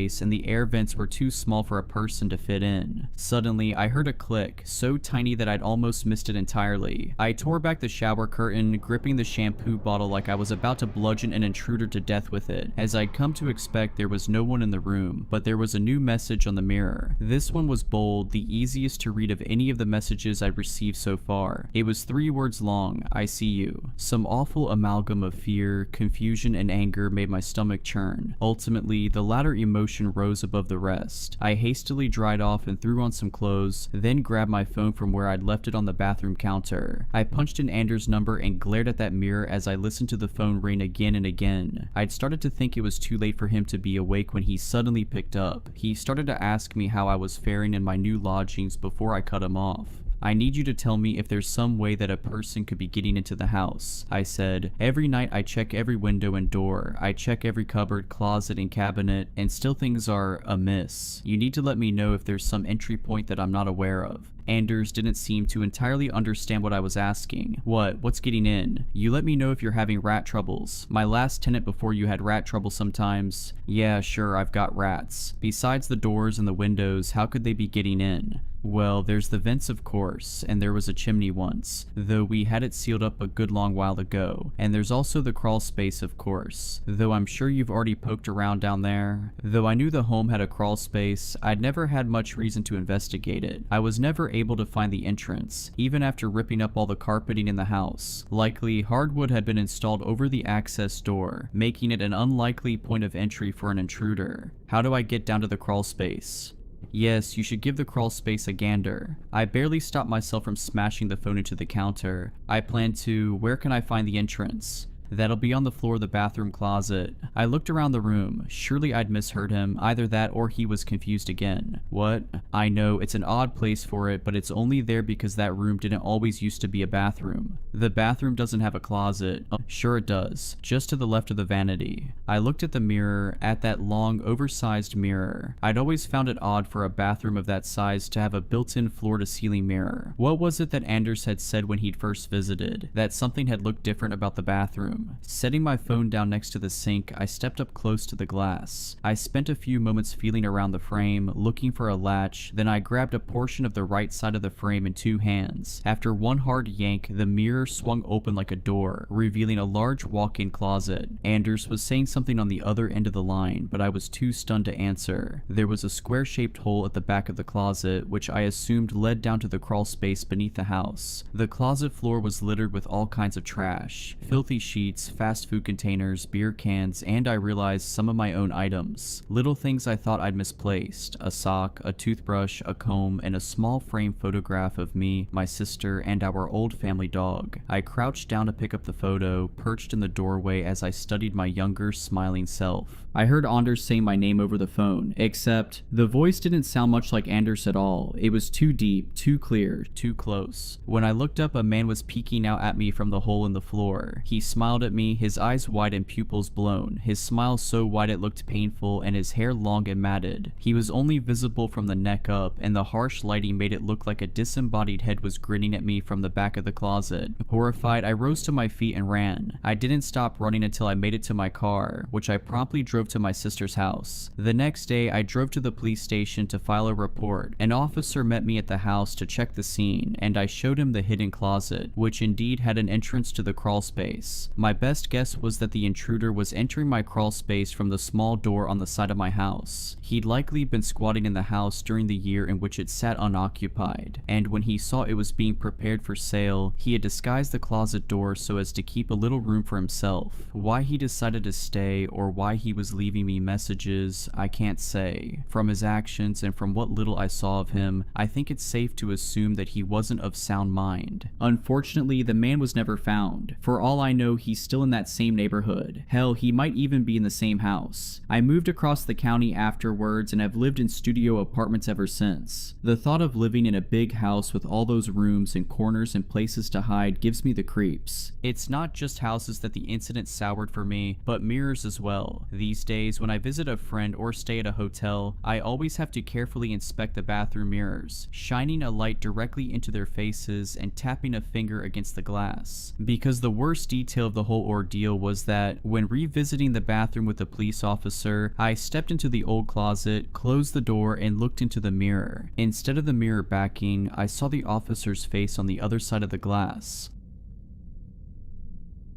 For context, I have go as far back as my grandmother Sylvia. I don't remember much about her. Most of what I know comes from old photographs and whispered conversations I wasn't supposed to hear. Sylvia grew up in a small, middle-of-nowhere Bible town called Driftwood, the kind of place where everyone knows everyone else's business, and the church bells regulate daily life more reliably than any clock. Her parents, my great-grandparents, were Old Testament types who saw sin lurking behind every corner and liked their early morning coffee with the smell of brimstone. They raised Sylvia to fear God with such intensity that she'd spend hours kneeling on the hardwood floor, praying for forgiveness if she so much as took an extra biscuit from the cupboard. There's an old sepia photograph of her I remember Mum kept around for a while. Small and dark-featured with a gaunt little face and lank, unkempt hair. She wore a strange oversized robe that I later learned was the standard uniform given to the members of the New Eden community. If it's not immediately apparent from the creepy name, yes, it's a cult. You might even remember them by the moniker they later adopted after all the infamy died out. They were pretty notorious in the 1980s when that Venezuelan singer Solomar Valencia joined their ranks. You may know them now as the Brides of Christendom, a questionable rebrand, but it worked. You know the ones? They stand outside Targets and Costco's wearing those robes that look like bohemian bridal gowns, passing out pamphlets and targeting families with any young girls in tow. And that's now Now, with all the public scrutiny and police investigations, imagine how bad it was when they were simply known as the New Eden community. A bunch of nut jobs, sure, but harmless and secular and best left alone. This is the world my grandmother grew up in. Now, I'm not sure what happened exactly, though I've done a fair bit of digging since it started, but my grandmother left New Eden when she was roughly 15. She was taken into a halfway house for underaged and disgraced young mothers where she birthed my mother. As far as I'm aware, Sylvia never told my mother who her father was. He must have been a horrible person, because whenever the question was asked, Sylvia would near about lose her mind. She'd get nasty, violent, would force my mother to kneel on sun-baked gravel for the better part of 8 hours whenever she asked the question, and when my mother would hobble back inside, knees bloody and face salty with dried tears, Sylvia would finish off the punishment with 48 hours of enforced starvation. For Sylvia, the more ribs you could see on a person, the more penitent they were. It's no wonder my mother cut ties as soon as she could. She would tell me that Sylvia would wildly pivot between a loving, delicate woman scarred by New Eden to a bitter, abusive tormentor, desperate to pass on some of that same trauma to her own daughter. My mother moved states, got a job, and enrolled in night classes. She worked her butt off and ended up in a junior position at a civil law firm. That's where she met my dad, a paralegal. They fell in love, got married, and soon after, Mom got pregnant with me. The pregnancy nearly killed her. It started with seemingly normal symptoms, a persistent low-grade fever that doctors attributed to a mild chronic infection. She bruised easily, so they pumped her full of vitamins and iron supplements. The tinnitus and heightened sensitivity to smells were written off as typical pregnancy symptoms. But then things started getting weird. My mother developed an overwhelming craving for raw meat. Not just any meat, it had to be fresh, barely touched by refrigeration. My dad would find her in the kitchen at night, standing in the dark, tearing into raw sirloin with her bare hands and teeth. She'd sob afterward, horrified by her own actions, but unable to stop herself. The hunger was all-consuming, primitive. It spooked the hell out of my dad, but he was a first-time father. Pregnancy cravings were a thing, and what the hell did he know? I was strong too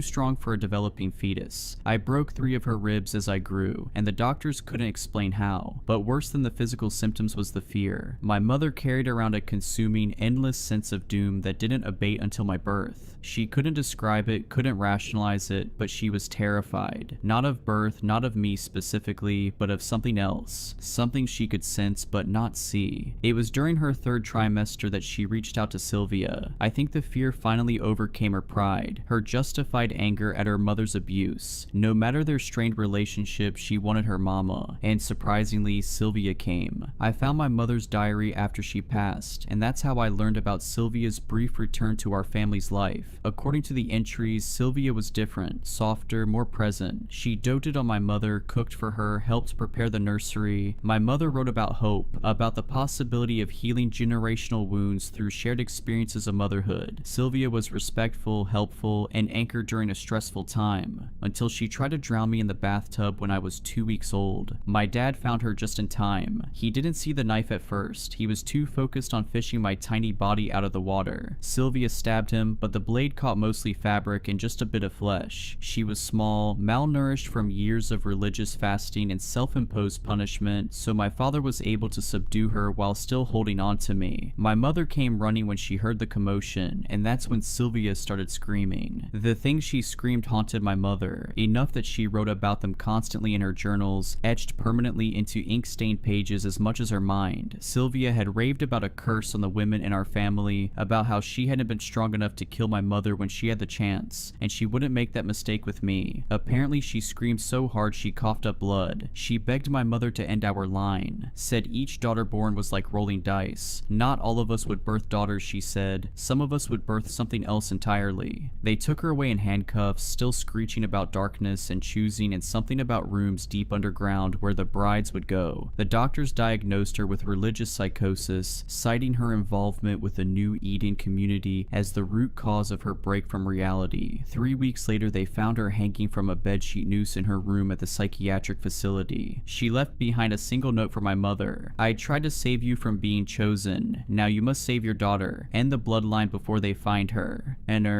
my parents did their best to give me a normal childhood after that. They never spoke of Sylvia or what happened, though sometimes I'd catch my mother staring at me with this uncertain look in her eyes. But nothing happened. I grew up, went to college, got a degree in biochemistry, and landed a job in pharmaceutical research. I was the very model of rationality and scientific thinking. Then my parents died in a car accident when I was 27. The police said a deer jumped into the road, causing my father to swerve. Their car hit a tree at 60 miles per hour. The officer who called me said they died instantly, but I later read the coroner's report. The impact didn't kill them, the fire did. Witnesses said the car burst into flames before it hit the tree, though the mechanics found nothing wrong with the fuel line or electrical system. I spiraled after their death. Grief does strange things to people, makes them reckless, desperate for connection. That's how I ended up in a bar 3 months after the funeral, drinking whiskey like it was water, and going home with a stranger whose face I can barely remember. The pregnancy test came back positive 6 weeks later. The symptoms started immediately, and they were eerily familiar from my mother's diary entries. Like her, I developed an insatiable craving for raw meat. I fought it, knew it had to be bad for the baby. My mind searches for answers in science. Perhaps I had an iron deficiency and needed a protein boost. Maybe there was a genetic component. I held out for almost 2 months before I gave in. It was the best thing I'd ever tasted. I'd find myself standing in my kitchen at 3 a.m., blood dripping down my chin as I devoured raw chicken hearts I'd bought for the dogs. I loved the sound they made, sinew and muscle giving way beneath my teeth. The fever came next, a constant low-grade burn that no doctor could explain. My skin would bruise at the slightest touch. But there were new symptoms too, ones my mother hadn't experienced. I started having dreams, horrible, vivid dreams of dark, underground rooms where something waited in the shadows. It wasn't a memory, I knew that, but it was real. I knew that too somehow. Harriet was born on a moonless night in October. The delivery room lights flickered and died just as she crowned, and when she finally emerged, she didn't cry. She just stared at me with eyes that seemed too knowing for a newborn. The nurses said it was normal, that some babies are just quiet. They ran some tests, signed the birth certificate, swaddled her, and gave her back to me. I went home a day later, alone and relieved. It was short-lived. As she grew, it became clear something wasn't right. Harriet never babbled like other babies. She didn't laugh or cry, just watched, always watching. By age 2, she was diagnosed with solar urticaria, an extreme sensitivity to sunlight that kept her indoors during the day. Her skin would blister and burn within seconds of sun exposure, so we became creatures of the night, venturing out only after sunset. The doctors ran test after test, checking for autism, selective mutism, any explanation for her complete lack of verbal communication. Everything came back normal, but I began to wonder. Small paranoid thoughts began to fester in my mind. I saw the way animals reacted to her, the way neighborhood dogs would whimper and hide when we passed, the way birds would fall silent and still when she looked at them. At night, I'd often find her standing at her bedroom window, small hands pressed against the glass, staring out at our moonlit street as if waiting for something or someone. Sometimes I swore I could hear her whispering, though she'd been nonverbal her entire life. I made a good show of being stern at first, demanding she go to bed. She'd go willingly enough. Oh, she always obedient. But after the 7th or 8th time I caught her standing there, rigid and whispering, I stopped chiding her, stopped searching for her in the night at all. Truth be told, she scared the heck out of me. I'd simply stand in the doorway, watching her silently, rehearsed admonishments curdling in my mouth. One time, as if she'd somehow heard my footsteps, she looked back over her shoulder at me. We simply looked at each other for nearly 15 silent minutes. I swear to God, when I turned to walk away, I think she smirked. She turned 5 on a Monday. The brides of Christendom came on the following Tuesday. 2 women in flowing white robes stood on my doorstep, pamphlets in hand. Their skin was pale, their hair so black it seemed to absorb light. Familiar coloring. I saw similar features whenever I stared in the mirror each morning. I remember staring down at that pamphlet, debating with myself. But I'd been living with a strange little child for 5 harrowing years by that point, and I'd recently finished reading all of my mother's journals. I'd read Sylvia's warning, so I mentioned my grandmother had been part of their community once, and their eyes lit up with an intensity that made my skin crawl.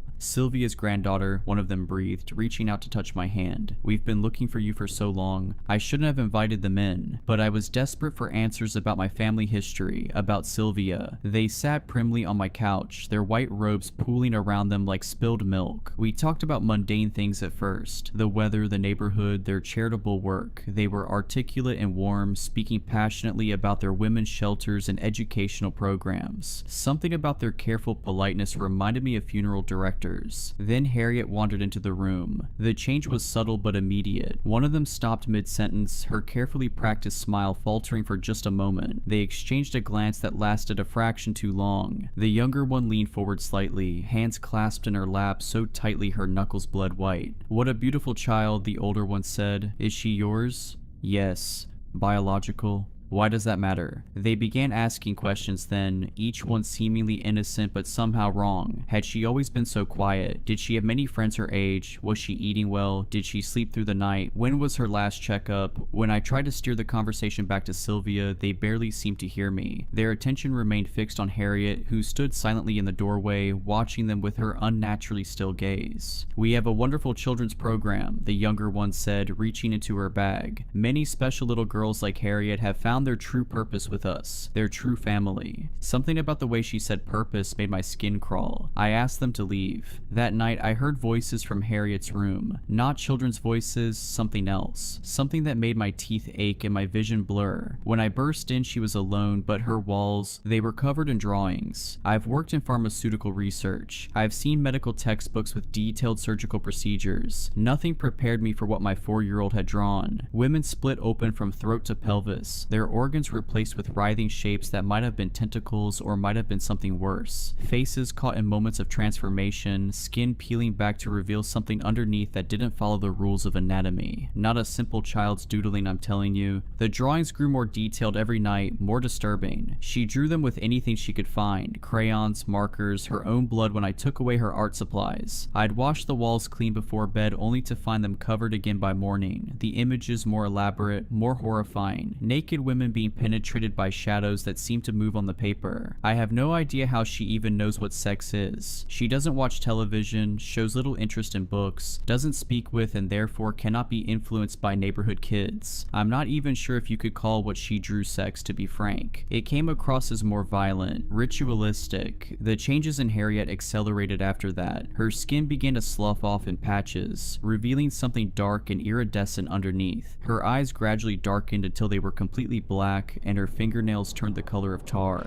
I tried to convince myself it was some kind of infection, but deep down I knew better. At the start, I took her to see doctors and specialists, but nothing worked. When they started mentioning prolonged hospitalization and tests, Harriet would act out violently, both towards me and herself. But at this point, despite spending a lifetime grounded in the exploration of the real, for priding myself in being an individual of sound logic, I knew this was something else. Nothing that medicine could explain, something other. She stopped sleeping. I'd find her standing in different rooms at night, perfectly still, her head tilted at an angle that made my neck hurt just to look at. Sometimes she'd track movement I couldn't see, her black eyes following invisible things across the ceiling. The houseplant started dying, then the grass in our yard, spreading outward from her bedroom window in a perfect circle. I found her in the neighbor's yard one night, crouched over their German Shepherd. The dog's chest was torn open and Harriet's face was buried in the cavity. When she looked up at me, blood dripping from her chin, she spoke for the first time. The sound she made wasn't English, wasn't anything human. It reminded me of the sound oil makes when it hits a hot pan, all sizzle and hiss. But underneath was something else, something that made me taste metal and smell burning hair. I ran inside and vomited until there was nothing left but bile. Forgive me, but I was a mother and I loved her despite it all. I buried the dog before the sun rose, feigned ignorance when the neighbors came knocking. I found the dog's collar days later, hidden beneath Harriet's pillow like some kind of trophy. She should have been locked up in a psychiatric ward that day, but I was weak, and besides, it wouldn't have worked. Desperate, I began researching the New Eden community. I found an online forum for survivors and connected with a user called the Wicked Below 82. She seemed to know things, horrible things, about the community's true purpose, about the 7 compounds spread across North America, Germany, and Australia, about the rooms deep underground where they took the girls who were ready. Her messages became increasingly frantic as we talked. She told me about her time in the compound, about the screams that echoed up from below, about the girls who went down with flat stomachs and came up 9 months later with something moving under their skin. She would have gone herself if she hadn't developed a cancer young that rendered her likely infertile.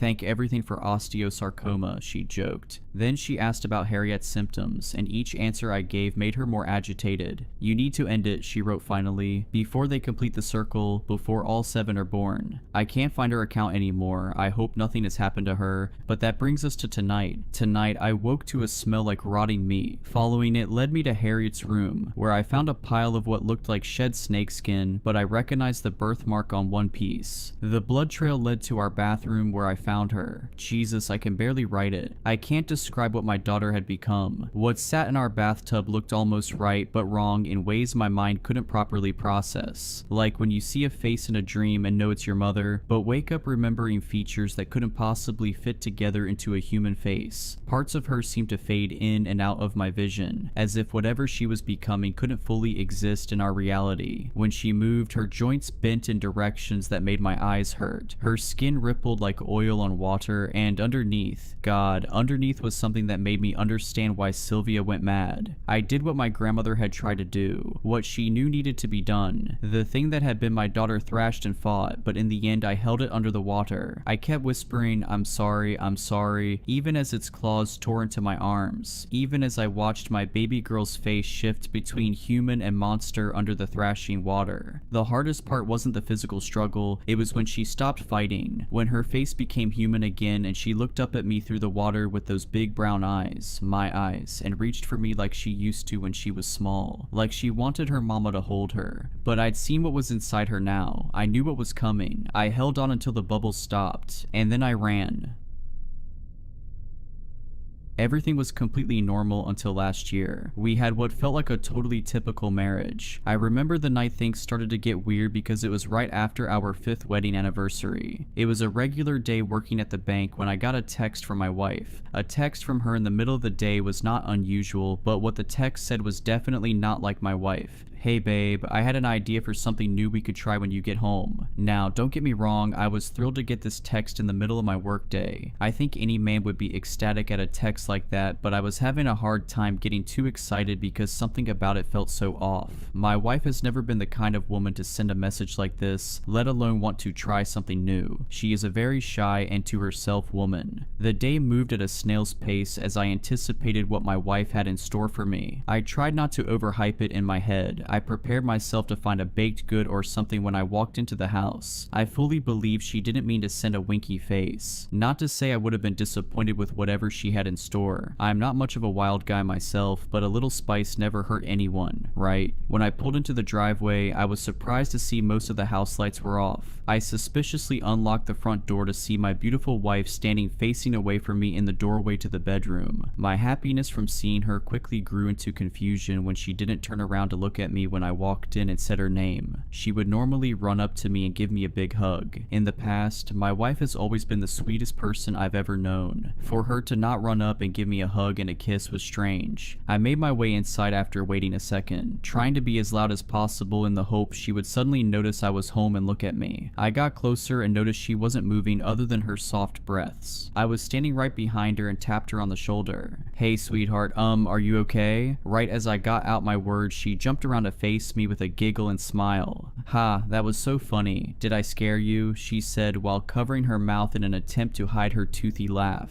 Yeah, I guess you really did scare me, I replied with a nervous chuckle. So was that your special surprise you talked about? Of course not, silly. That was just the beginning of the fun, she remarked with a smirk and a wink. She grabbed my hand and led me into our bedroom. Under normal circumstances, I would have been over the moon about it, but her scaring me just before leading me into the bedroom felt so off-putting. Did she think this would turn me on somehow? Did one of my buddies reach out to her and tell her to do this? All I knew was that I was not interested in whatever romantic endeavors my wife had planned. I never thought I would say that. As we got to the bed, she pulled back all the covers and told me to lie down. I honestly felt like telling her I had a headache or something, but it was clear she had been thinking about this all day and I really didn't want to discourage my wife from initiating things in the future. My mind was spinning with thoughts of what she might do next, but she did something I didn't expect. She put the covers back over me and tucked me in. I was both relieved and more confused than ever. She gave me a soft smile, then in one fast motion fell to the ground like a sack of wet hammers. I intuitively sat up and leaned over the side of the bed to make sure she was okay, and was only met with the ends of her long brown hair peeking out from the bottom of the bed.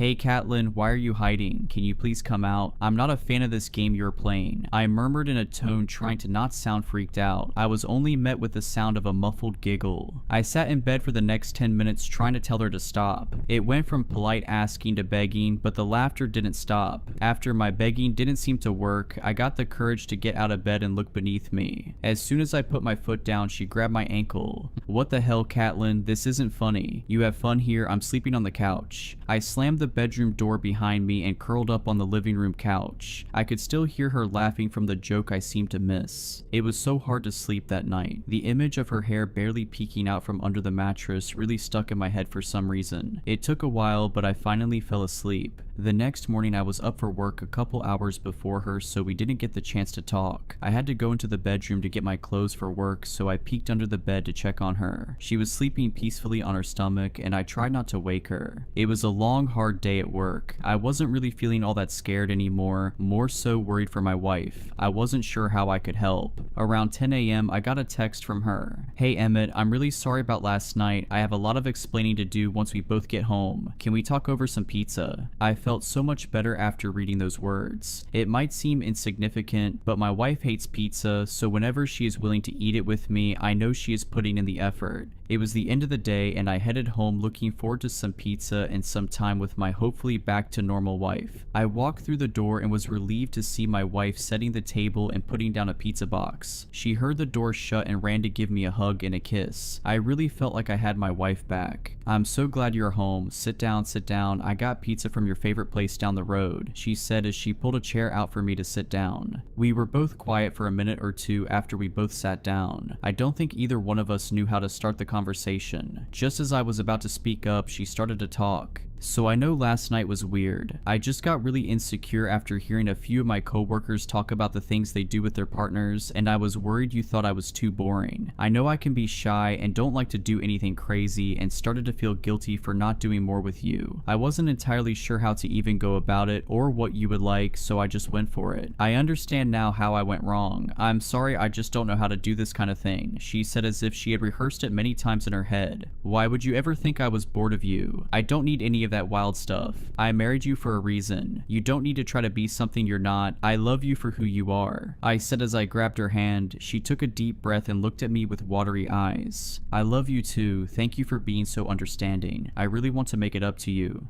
"That's very kind, but the pizza is enough for me." "No, I'm really serious. I did some more research and found a few good ideas," she said as she put her hand on my thigh. I was so torn at that moment. I was terrified from the night before, but it seemed like she learned from her mistakes. Sure, it was an incredibly strange mistake to think scaring me would get me in the mood, but she is extremely sheltered. That's what I was trying to tell myself. I knew deep down something was still wrong and I should just say no, but I think many people can understand how your body can go on autopilot in moments like this. At this point, nothing was going to stop me, and I'd give every excuse in the book as to why it was okay to let her do her thing. Just like last time I was led to our bed, she made me lay down and immediately put my hands over my head into handcuffs and put a blindfold on me. My heart was racing at this point. I was terrified, but human nature was taking over and it could not be overridden. Right as she put the blindfold on me, she stepped back and I didn't hear her move. I was expecting her to do something to me, but nothing. I laid on the bed feeling more exposed than I ever felt possible. After a couple minutes, I heard the floor squeak and it confirmed that she had been standing right by the bed the whole time. I felt like I could feel her eyes staring at me. It was practically burning a hole in my skin. I heard the light switch flick off. Now I really couldn't see anything. After a few moments of anticipation, I felt her fingertips graze the sheets near my sides, then by my feet, just barely missing any part of my body. I started to maybe get hope again that I shouldn't be scared. Sure, this wasn't what I had in mind, but she was new to this. I was very wrong. That was the last moment I had hope for my wife. This was teasing. This was torture. I was soon met with the sound of her scraping her fingernails against the walls like a wild animal. She moved around the room, scratching anything she could find, along with a brief giggle here and there. It was like she was silently moving from corner to corner. I would hear her make the awful scraping, then it would stop for a second. Then I would be jump scared by her doing the same thing in a different spot. It made my skin crawl like I had a million little bugs crawling on the inside of my skin. I wiggled violently, trying to get out of the restraints or to get the blindfold off, but I was trapped. It kept getting worse as the night went on. She kept getting right by my ear. Sometimes she would just breathe, and other times she would let out a giggle. She would run her hands closer and closer to my body, sending me into a cold sweat. I of course didn't have a way of telling the time, but I would guess it was about an hour in when I stopped begging her to let me go and I just started yelling for help. I guess she didn't like that because she put duct tape over my mouth. Shortly after that, I started to hear the scraping sound on the ceiling. Our bedroom has an extremely high ceiling, so I had a hard time imagining how she was doing it. I couldn't believe the situation I was in. It felt like a terrible nightmare. I kept thinking any minute I would wake up next to my gorgeous wife sleeping soundly beside me, but the nightmare lived on. My wrists felt raw and bloodied. My neck was sore from moving it back and forth trying to get the blindfold off. My whole body ached from trying to free myself, but all that paled in comparison to the psychological torture my wife was putting me through. Not being able to see her next move and not knowing how far she was going to go killed me inside. Before I knew it, I was waking up the next day, still tied up and blindfolded like the night before, but I didn't hear my wife around. I didn't let my guard down, however. I knew she could just be waiting for me to relax, then jump out and scare me again. After wiggling my head around for a bit, I finally got the blindfold off.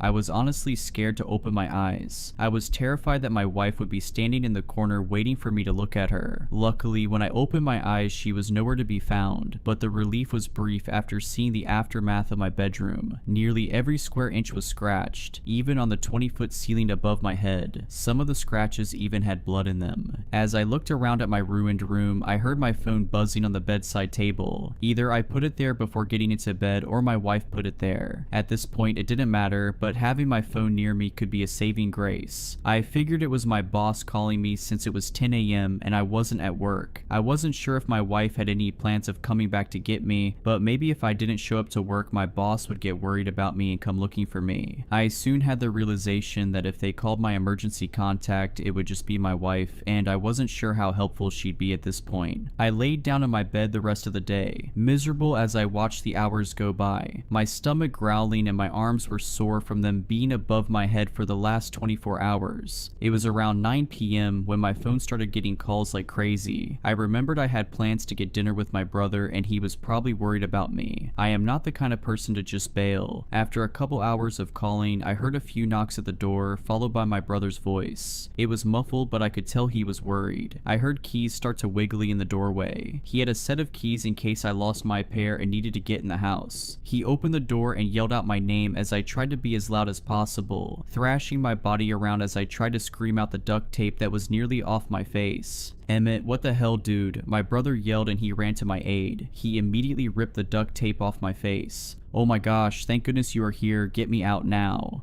Dude, I didn't think you and Caitlin were down bad like that. Nice, my brother said with a smirk. Daniel, this is not the time, get me out, I said with more aggression. Okay, hang on, he murmured as he tried to get the cuffs off. After trying for a while, we found it impossible to get them off without a key. He ended up just getting my bolt cutters and cut them off. It was nearly midnight when I was finally out. My arms were so sore it took me forever just to get them back down at my sides. So, do you want me to pretend I didn't see any of this or something? Daniel said in a casual tone. What? No, it's not what it looks like. Trust me. I wish it was what it looks like. Caitlin is sick or something. She trapped me here all night and practically tortured me. Look, I know we are close and all, but I don't think I need those kinds of details from my own brother, he remarked with a chuckle. You aren't listening to me. Look at the walls and the ceiling. She did this. She is scaring me. I don't know what to do. He looked around the room and then at the ripped apart ceiling, not fully grasping the situation but clearly concerned. Okay, come stay with me tonight if you are freaked out, he said, half annoyed and half worried. I grabbed a few pairs of clothes out of the closet and shoved them in a bag. I wasn't sure how long I was going to be gone, but I wanted to be prepared. My brother only lives a few minutes down the road, so it was an easy drive. The whole time I was worried my wife was going to appear and scare me. We made it inside my brother's house and he apologized for not having a guest bed. He's in his early 20s and lives alone, so he doesn't have much space. But honestly, I didn't want to be far away from him. I didn't dare to tell my little brother I needed him and I was scared, but I think he could tell I wasn't okay. Listen, I don't really get what is going on, but it's getting really late and we both should sleep. Let me know if you need need anything, he said as he awkwardly walked into his room 10 feet away from the couch I was lying on. I had a terrible time falling to sleep that night. Whenever I closed my eyes, I just heard the sounds of her nails scraping the walls in my head. I kept thinking, and I felt her warm breath against my ear. I'd open up my eyes to find the room empty. It was starting to feel like the anticipation of her was becoming just as bad as her actually torturing me. I woke up the next morning exhausted. My whole body felt like I was just in a car accident from being so tense for so long, and I only got 3 hours of sleep. I realized that if life was still normal, my wife would make me hot tea and a warm bath with all her fancy essential oils that probably do nothing, but she always puts so much love into it. I started to feel myself slip. I felt sadness creeping in, but none of that mattered. I had to go to work. I couldn't have a no call no show and then call out of work the next day. I would feel terrible about it. Plus, I wanted to apologize to my boss in person. The work day started out strange when I tried to ask forgiveness from my boss, but he acted strange at my apology. He explained that my wife gave him a call and said I wasn't feeling well and I would be absent from work that day. I guess despite everything, my wife still didn't want me to get a slap on the wrist at work. That was only the beginning of the strange day. I found a dead rat in my desk drawer, spiders in my locker, and a huge clump of hair in my lunch. It seemed like I was the only employee being harassed, but they ended up closing and sending everyone home at around 3 p.m. because a few higher ups got nervous and thought they needed to look into it. Banks tend to take stuff like this seriously. I went out to my car to leave for the day and was in shock to find a note on my car. "Did that do it for you? Catelyn." I knew it was her, I just didn't want to believe it.